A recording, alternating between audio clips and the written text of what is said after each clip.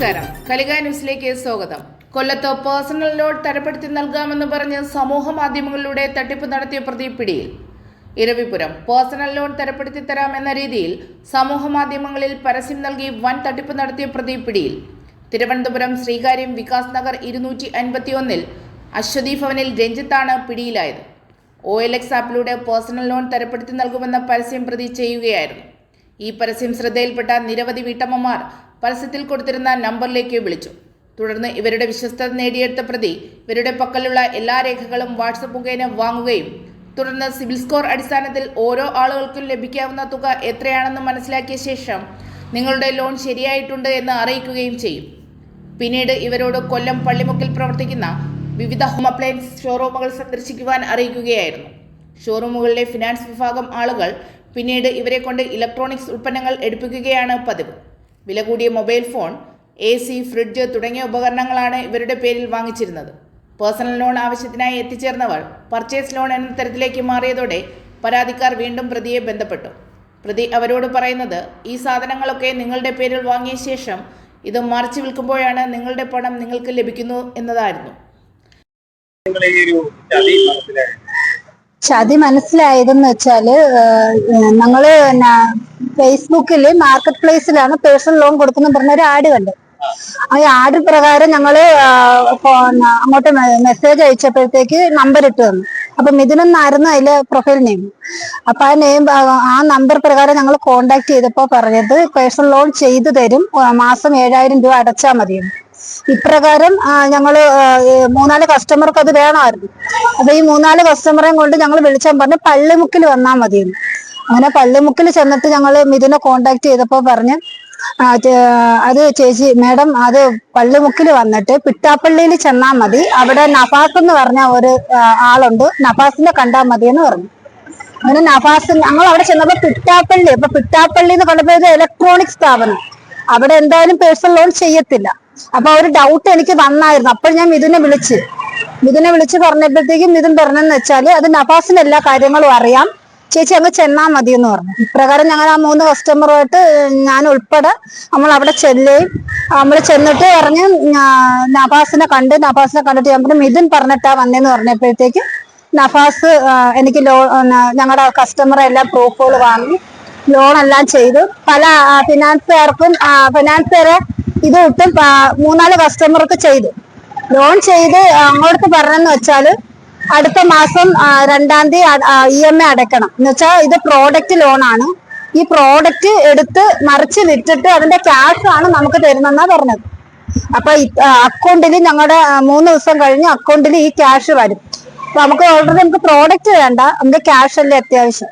അപ്പൊ ആ ക്യാഷ് കിട്ടുമെന്ന് വിചാരിച്ച് അങ്ങനെ അപ്പോഴും ഈ പറഞ്ഞ നവാസ് ഒന്നും പറഞ്ഞിട്ടും ഇല്ല, നമുക്ക് ഈ ലോൺ ചെയ്ത ഒരു രേഖയും തന്നിട്ടില്ല. ഓൾറെഡി മൊബൈലിനകത്ത് അത് എല്ലാ കാര്യങ്ങളും വരും. അങ്ങനെ ഞങ്ങൾ തിരിച്ചു പോയിട്ട് 7 ദിവസം കഴിഞ്ഞ് ഞങ്ങൾ മിഥുനെയാണ് കോണ്ടാക്ട് ചെയ്തത്. 7 ദിവസം കഴിഞ്ഞ് മിഥുനെ വിളിച്ച് ലോണിന്റെ കാര്യം ചോദിച്ചപ്പോ പൈസ ഇതുവരെ വന്നിട്ടില്ല എന്ന് ചോദിച്ചപ്പോ മിഥുൻ പറഞ്ഞത് ചേച്ചി അത് 18 രൂപ വരും. അപ്പൊ ഞാൻ പറഞ്ഞ അത് 34,000 രൂപ അക്കൗണ്ടിൽ നമുക്ക് ലോൺ ആയത്. ഈ 34,000 രൂപ ലോൺ വരുന്നിടത്ത് നമ്മൾ തിരിച്ചടയ്ക്കേണ്ടത് 37,000 സംതിങ് രൂപ അടയ്ക്കണം. അപ്പൊ ഈ 18 രൂപ കിട്ടിയിട്ട് ഞങ്ങൾക്ക് എന്തോ ലാഭം, ഇത് നഷ്ടമാണ്, മിഥുൻ ഇത് ക്യാൻസൽ ചെയ്തേക്കാന്ന് പറഞ്ഞു. ഈ 3 കസ്റ്റമറെയും ക്യാൻസൽ ചെയ്യാൻ പറഞ്ഞു. ഓക്കെ ചെയ്തോളാന്നും പറഞ്ഞു.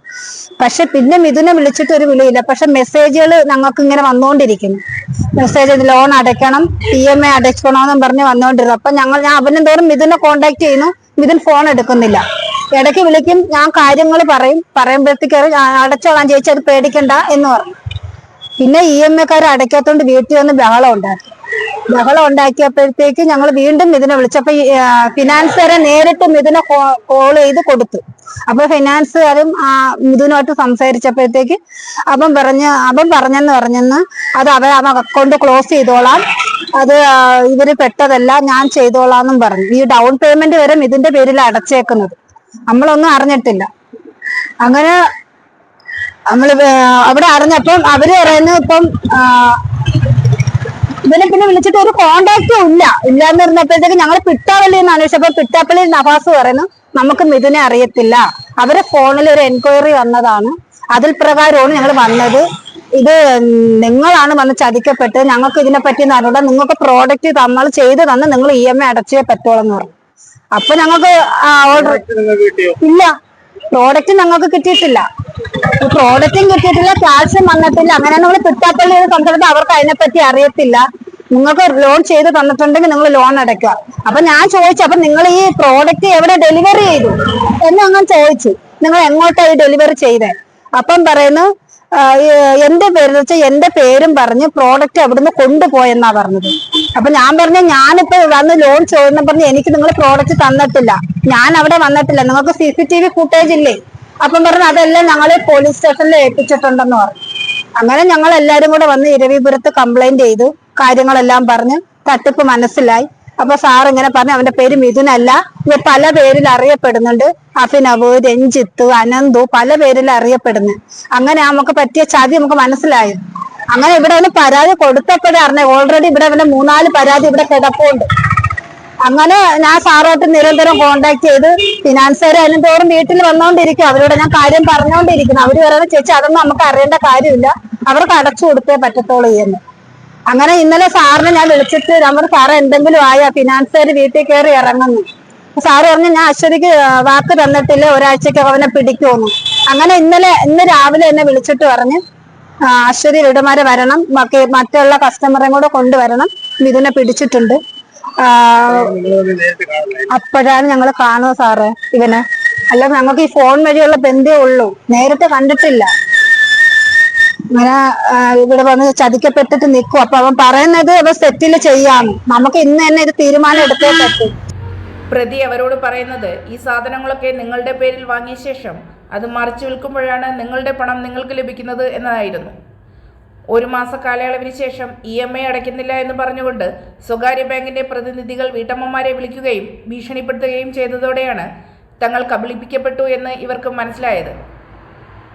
ഇവരുടെ ചതിയിൽപ്പെട്ട കൊല്ലം മീനാട് സ്വദേശിയെയും അഞ്ചൽ വിളക്കുപാറ സ്വദേശിനിയും ഹോം അപ്ലയൻസ് സ്ഥാപനത്തിൽ എത്തിയ ശേഷം കൊല്ലം ഇരവിപുരം പോലീസ് സ്റ്റേഷനിലെത്തി പരാതി നൽകി.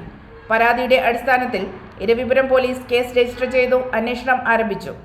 പല പേരുകളിലും പല മേൽവിലാസത്തിൽ താമസിക്കുകയായിരുന്ന പ്രതിയെ തന്ത്രപൂർവ്വം വർക്കലയിൽ നിന്നും പിടികൂടുകയായിരുന്നു. ഇയാൾ തട്ടിപ്പിന് ഉപയോഗിച്ച സിം കാർഡ്, മൊബൈൽ ഫോൺ തുടങ്ങിയവ പോലീസ് കണ്ടെടുത്തിട്ടുണ്ട്.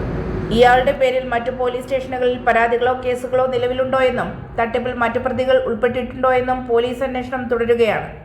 Eravipuram police station inspector Pradeep ജെയുടെ നേതൃത്വത്തിൽ SI-മാരായ ദീപു ശിവൻ, അമൽ പ്രസാദ്, ലഞ്ജുലാൽ, ഗ്രേഡ് SI ഷാജി, CPO-മാരായ ഷാൻ അലി, സജിൻ എന്നിവരടങ്ങിയ സംഘമാണ് പ്രതിയെ പിടികൂടിയത്.